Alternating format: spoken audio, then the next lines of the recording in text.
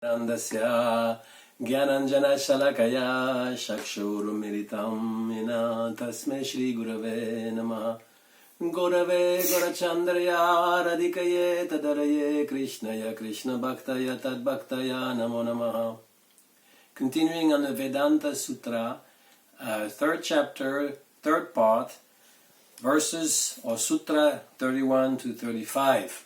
I will resume, because it speaks about different vidya, different knowledge. In the Upanishads, we've seen this already in the first chapter of Vedanta Sutra. The first chapter actually gives all the different qualities and attributes of Brahman. Why should you see Brahman as such? Because he has so many different qualities. And in the third chapter, the first chapter is called Samanvaya. That is to try to make all the different Upanishad and all the Shastra together. And the third chapter, Upasana, or Sadhana. On Sadhana, meaning if you want to link with this Brahman, you need to perform certain activities. It is impossible otherwise. Certain religion like Christianity, nowadays at least, they think all you have to do is believe. You don't even have to go to church, you don't have to read the Bible, you don't have to pray, you don't have to do anything, you just believe. And at the end of your life, you'll be liberated forever. But this is not working like this. If you have no sadhana, then no results. That is as simple as this. So, Upanishad are giving many different vidya, knowledge about Brahman, with different names like Upakasala Vidya, or Sat Vidya, or Shandilya Vidya, or Panchagni Vidya, Dahara Vidya, Purusha Vidya, Prana Vidya, so many different vidyas. There is more than 50 types of vidya described in Vedanta Sutra. So these are very technical and to us unknown. It's not practical to meditate on all these different vidya. I'll just give you a few examples. One of the vidya is called Upakosala Vidya, after the name of a disciple called Upakosala. And he was the disciple of Satyakama, and he was tending the fire in ashram of the Guru, and even in Grihastha ashram, those who were very wealthy in Vedic culture. They didn't only take care of one fire, but three fire. And this is quite technical according to the different direction. Garapatya, Anvaharya, Ahavaniya, fire, and they all have different purpose. So the disciple took care of these fires for 12 years. This is the time of the training for brahmacharya. It is said that someone goes to the school of the Guru, Gurukula, and after a period of 12 years or 18 years, then he quit the schools and get married with the blessing of his Guru. But after 12 years, the Guru doesn't give any blessing. He doesn't say, you go home, get married. And he himself, the Guru, lives without giving his disciple the knowledge of Brahman, which is the ultimate goal of learning from the Guru. So he was completely alone. In the ashram, he was alone. And he started fasting because he didn't have this knowledge from this guru, so he started fasting. And then the fire, because they are actually alive, they took pity on him. And they started speaking to him, Brahma Vidya. They told him Atma Vidya, the knowledge of the soul, and Agni Vidya, the knowledge of the fire. But they told him, if you want to go further, we will not teach you how to meditate and how to practice. You have to learn this from your guru.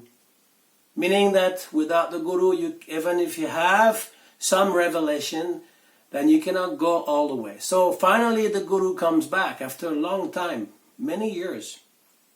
He comes back, and when he sees the disciple, when he sees his face, he sees that his face is glowing with the light of Brahman. And he understands, you've been taught by someone else than me about Brahman. And he said, yes, the fire taught me. So the Guru is very pleased because the disciple was taking so good care of the fire that the fire actually taught him about these different knowledge. So the Guru, he finally disclosed also the meaning of all these teachings.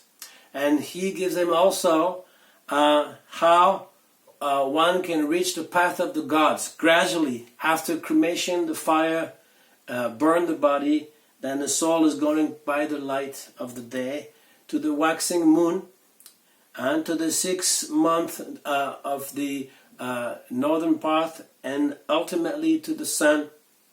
This is called the path of the gods. So this is okay as a story to hear, but we have no information on how to practice any of this vidya. It is very secret. It is told by a disciple, by a guru to a disciple. Then there's Panchagni Vidya. Almost the same kind of knowledge is taught, but we've been seeing this in the previous sutra, how the soul is going up through the path of Pitri. Goes to the moon and so on, then finally goes to heaven. And after exhausting the result of his good karma, comes back in the form of rain. First mist, then clouds and rain, then rain takes shelter in the anna, the grains, and then the grain is eaten by man, and in the fire of digestion it becomes semen, and then is injected in the woman's womb, which is considered a fire. Every step is a sacrifice, and this is called Panchagini Vidya because there's 5. So this also is, as a story is told, but it is quite, we are clueless. We have no idea of how to practice such meditation. Then Dahara Vidya, this is described in Bhagavatam. Dahara Vidya means that the universal soul everywhere is within the heart, and you can meditate on also this soul. The Bhagavatam gives more graphic description of how Vishnu has 4 arms, and he has yellow garments, and he has weapons and symbols in each of his hand, and the club and the lotus and the chakra, and the last one is the mace. Yes. So the club, the mace is the same. So never mind. I only have 3 symbols. It will come back to me, but it doesn't matter for now. It is described in the Bhagavatam very well, this Dahara Vidya, and also the Vaishnavara Vidya. Vaishnavara Vidya means the super soul. You know, it is described in the Purusha Sukta and in the Bhagavatam at least 5-6 times, the universal form. And one can meditate on this universal form. And just like you can see the sun and the moon as the eyes of the universal form, and the mountains as the bones of the universal form, and the clouds as his air, bodily hair, and then different part like this of the cosmos you can see as part of a big Purusha. So this is described, this is more doable for us. And Madhu Vidya is a meditation of the God. The gods are able to do this meditation, not us. Like Srila Madhvacharya, he explains that some meditation is impossible for human beings. We are limited. So the gods meditate on the sun being the honey. They drink the honey of the sun and the moon and so on and so forth. So it's called Madhu. Madhu means honey. So Madhvacharya was saying gods can meditate on more attributes and more vidya than human beings can. And Brahma, he can meditate on all of the attributes. But man can only meditate on 4 kinds of attributes: Sat, Chit, Ananda, and Atma as Paramatma. Not individual Atma, but Paramatma. So there's also a vidya called Bhuma Vidya. Bhuma Vidya means God is great. So when you hear the call, when you're in Muslim countries and you hear the call for prayers, Allahu Akbar, not those terrorists who kill people with the same cry, Allahu Akbar, but when you hear the call of prayer, God is great. This is meditation, how God is great. He is above everything else. And Ishavasya Vidya, just like Ishavasya Idam Sarvam, in the Isha Upanishad.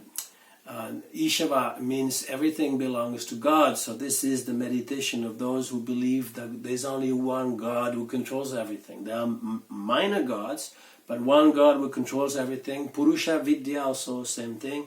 Purusha, one Purusha. And all the gods are different members of that big God. And this is also for beginners. Those who meditate on Vaishvanarya or Purusha Vidya, for beginners, they can see, materialists, they can see God in nature. They say sometimes, my God is nature. Well, yes, okay, this is an aspect of God. Or primitive people, they worship trees and the sun and the moon, and they worship all the different aspects of nature. This is inside the person, the man. Everybody has this idea of worship. It is natural, and so those vidya are given, and some of them are more doable than others. Anandamaya Vidya for devotees, because Krishna is the personification of Ananda. It is say Ishvara Parama Krishna Satchitananda Vigraha. We meditate on Krishna's form. This meditation on Vishnu, as I said, is very well described. First in the universal form, then the form of Vishnu within the heart. He has 4 arms, 4 attributes. So I missed the conch. There's Padma, the lotus, then there's Gada, the mace, and then there's the chakra, the wheel, and then the conch shell. And so he has a flower garland, the Kaustuba Mani jewel. That is how you recognize Vishnu. He also has the Shrivats, the line of Shri. He also has the footprint of Bhrigu Muni. When Bhrigu kicked him on the chest, he has a little, even on your Krishna deity, if you look, he has this little foot on his chest. Yellow garment, blue in color. Krishna has all these attributes, but then meditation is done differently according to different devotees. And if you go into the loving bhakti, then there are 3 kinds of meditation which are recommended, that we can also meditate in our japa while we reciting the Maha Mantra. One of them is the prayer by Brahma. Brahmaji, after the Brahma Vimohan Lila, he was bewildered by Krishna. This is not described by Madhvacharya, by the way. See, Madhvacharya considered Brahma to be Adi Guru, so he didn't comment on this chapter, on these few chapters of Srimad Bhagavatam, and his followers are saying that those chapters are extrapolated. They were not in the original Bhagavatam, because Brahma cannot be bewildered. But we understand differently that Brahma is not bewildered. He's just part of Krishna Lila. And Krishna is just showing him how, as a little child, he bewilders everyone. And even Brahma, 4 heads, becomes bewildered. His heads are spinning. 4 heads spinning. That's quite spinning. Quite a spin. And so he's describing this Krishna who's looking at him. And he looks with his beautiful face, the dark blue like a new cloud, with the garment brilliant like lightning, and a face very enchanting with a peacock feather. This is one of the main difference with Vishnu, the peacock feather, see? And he's wearing garland of various forest flowers. And he's equipped with a stick, a buffalo horn, a flute, and a morsel of rice with yogurt in his hand. And he looks very attractive like this. So this is Brahma's prayer. This is one way we can meditate on this pastime of Brahma being bewildered and seeing Krishna manifesting himself in so many different forms, and then showing his Narayan form to him, and him become bewildered, and offering beautiful prayers. Actually, many of those prayers are very helpful in our devotional life. One of them is Tatte Nukampam Susamikshmano Bhujanai Vatma Kritam Vipakam, that whatever happens to me, this is my karma, and I will not complain because I know that he minimized the karma. So many different prayers of Brahma are very helpful. So we can meditate on this. Then another description is the description that gives the Yagya Patni, the wives of the Brahmanas, the Brahmanas have refused to give some food to Krishna and Balaram and Gopa because they were engaged in yajna. They said, those stupid children, they don't need us and everything. So Krishna, when the Gopa returned and he said, we were hungry, we asked for food and they didn't give us anything, he said, you go back to those houses and ask the woman, ask the wives of the Brahmana, because they are soft-hearted, they will give you something, I'll promise. And when they go there, the women are so pleased to hear that Krishna is there that they themselves come with food and offering and everything. And they are filled with love. And they see Krishna, he's there, with all these different description I already gave, you know, his dark hue body like a rain cloud, and his splendid cloth like a flash of lightning, and he had a peacock feather on his head, and he's decorated with different minerals, and he has one hand that is sitting on the shoulder of one of his friends, and with the other he's twirling a lotus flower, and then they become so enchanted. But Krishna understands their mood. He had the same kind of meeting with women in the dead of night in Vrindavan with the gopis, and he was also teasing them. But he doesn't want to play Rasa Lila with Brahmana's wives, because they are Brahmana from Brahman from the Brahman caste, and they are not exactly in Vrindavan. So many different reasons, but he give them hope, or you go back and your husband will have changed. Now they become favorable. Don't worry. And he give them hope that in one life you will come also and have my company. So then the most that we can meditate on this pastime. This is a very nice pastimes of the Yagya Patnis, the Brahmana who refuse, and the woman who gives so many different foodstuff. And then the highest kind of description of Krishna, the meditation, is done by the gopis in the Venu Gita. So this is before they meet Krishna, before they actually are in contact with Krishna, and it's called Purvarag. And so they see Krishna, they talk with one another, and they describe how Krishna is entering the forest of Vrindavan, accompanied by his coward boyfriends, and he wears the peacock feather in his turban, a yellow kanikata flower in his ear, and it is interesting that actually it is in the singular.